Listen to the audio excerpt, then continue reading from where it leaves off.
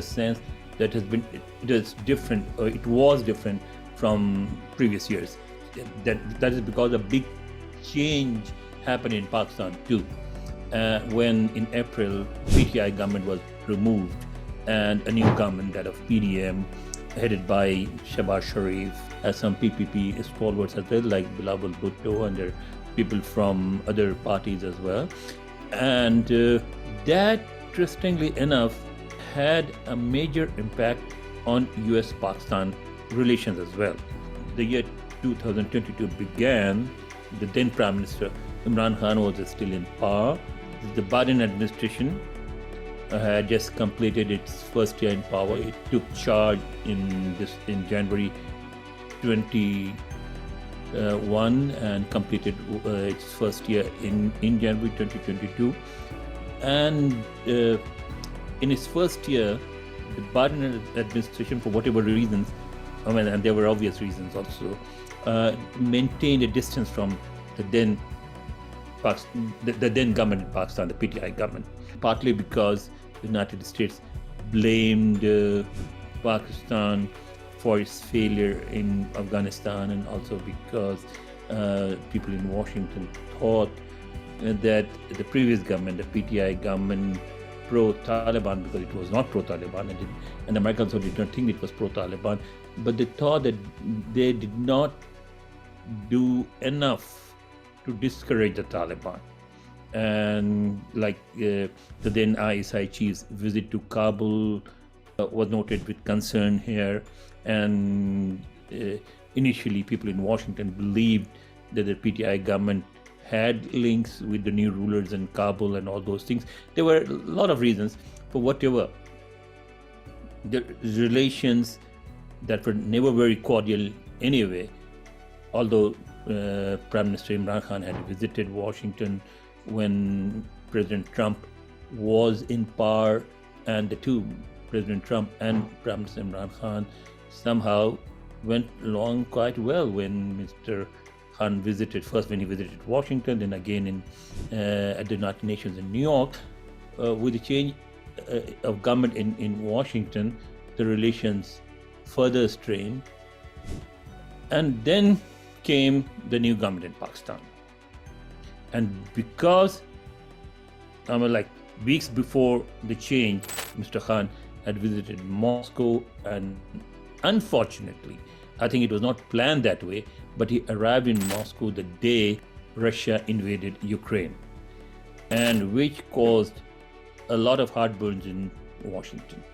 It was not liked by anyone, whether in power or not. It was criticized by the US media. It was criticized in other power circles as well. And then the change happened.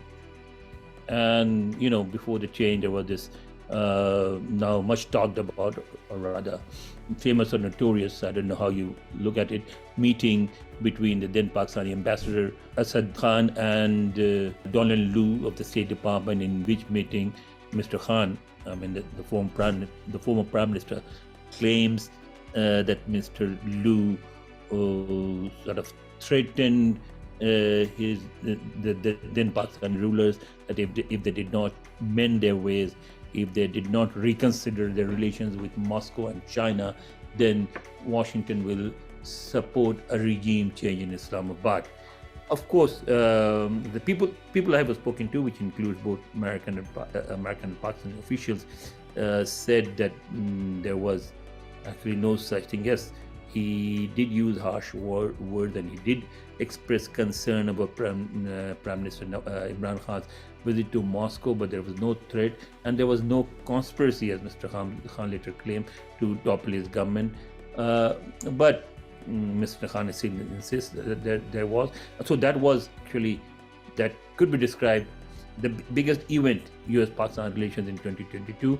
That impacted meeting itself, where Mr. Lu supposedly said or did not say those things, and then the reaction of the PTI government, that really had a huge impact on US-Pakistan relations, and most of the impact was negative. And then came the PDM government, which brought in Shehbaz Sharif and Foreign Minister Bilawal Bhutto. And soon after taking power, Foreign Minister Bilawal Bhutto first came to the United Nations, then he visited Washington and had a meeting with the Secretary of State, Antony Blinken. He met other US officials in Washington. He met some US officials and other international leaders in New York too. And his visits somehow created a positive impact in Washington.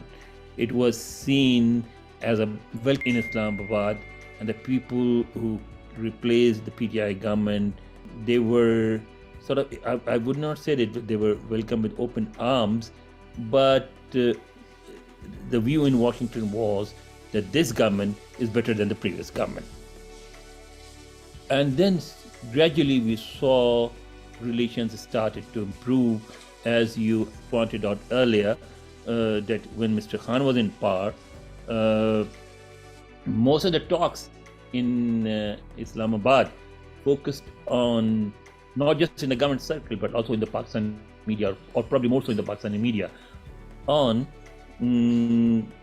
President Biden's decision to stay away from Mr. Khan and his government. His decision to not to call Mr. Khan even once since taking charge of the White House. And although Pakistan not only hinted, but Pakistani rulers said in so many words that they want Mr. Biden to call Imran Khan, they want Mr. Biden to show some warmth toward Islamabad, but it did not happen. However, when the regime change happened in Islamabad, it showed more interest in building a relationship with that government. But that is not because they disliked Imran Khan or they like Mr. Shehbaz Sharif or the new Pakistani rulers. I think that's mainly because there have been certain changes in ground realities. In Washington, Pakistan was seen as friendly to the new Taliban rulers in Kabul. It was seen as a country that helped the Taliban come into power, and therefore, even in think tanks and US media, you saw obvious references to this supposedly close relationship between Pakistan, between Islamabad and Kabul, with a hint that Washington should stay away from both. I mean Islamabad and Kabul. Taliban took over Kabul and they sort of gained control over a state institution and other things. Several things happened, and the most prominent was a straining of relations between Kabul and Islamabad. It was noticed in Washington that Islamabad does not have very friendly relations with Kabul's new rulers. The Taliban, it was noticed that Taliban were supporting groups like TTP, who were creating troubles in Pakistan, were launching attacks in Pakistan. Another sort of, I would say, a positive change for Pakistan was India's reluctance in completely following Washington's instructions on China. Yes, India is keen on taking on China. India does want to play the role that Washington wants to play, which is to contain China's influence in the region. But India wants to do it in its own way. It was not willing to take dictates from Washington.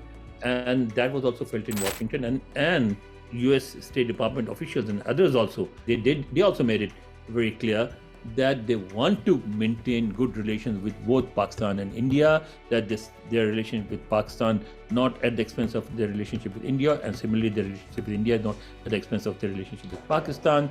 And similarly at State Department briefings and at other places, US officials also hinted that they realize that Pakistan still has a key role to play in Washington, that Pakistan can be very effective in discouraging terrorism in Afghanistan and in other places in the region, and that they welcome this role that Pakistan can play, and they want to help Pakistan deal with the TTP and other militant groups. So this change obviously had an impact on the overall relationship between Washington and Islamabad, and which is what we have been seeing since April this year. But one interesting point to note is that earlier this month, in December, Foreign Minister Bilawal Bhutto-Zardari came to Washington after a visit to the United Nations in New York, and we had all expected that he will meet Secretary of State Blinken, but he did not. I mean, according to my information, Pakistan requested the meeting, but it did not happen. Instead, he had a telephone conversation with Mr. Blinken, and he also met Deputy Secretary of State, the number 2 person in the State Department. So that was also, it was interpreted in Washington as saying that, look, yes, we do want to maintain close relations with Pakistan, and we do regard Pakistan as an important ally, but you just cannot show up at our door and demand a meeting. Okay, so that was sort of sending a signal that, yes, hold on, yes, we are allies, and yes, we are building our relationship again, but don't go so fast. And I think this approach is perhaps going to continue in 2023 as well.